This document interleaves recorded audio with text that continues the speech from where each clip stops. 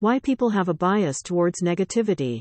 Our brains are wired for survival, constantly scanning our environment for potential threats. This survival mechanism hasn't changed much, even though life has become safer in many parts of the world.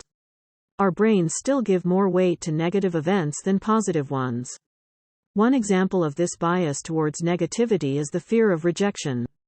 In the past, being rejected from your tribe would significantly reduce your chances of survival. So, our brains learned to look for any sign of rejection, and this became hardwired. Nowadays, being rejected often carries little or no consequence to our long-term survival. Yet, our brains still perceive rejection as a threat. That's why rejection can be so painful, even though we know it's not a big deal. We may dwell on a rejection for days or weeks, creating unnecessary emotional pain. One single criticism can often outweigh hundreds of positive ones. An author with 55-star reviews may feel terrible when they receive a single 1-star review. Our brains interpret negative reviews as a threat to our ego, triggering an emotional reaction. The fear of rejection can also lead us to over-dramatize events.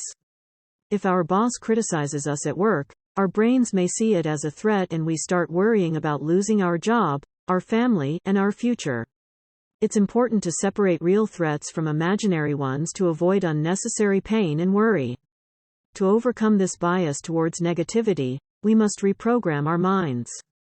Our thoughts have the power to shape our reality and interpret events in a more empowering way. By learning how to do this, we can improve the quality of our lives.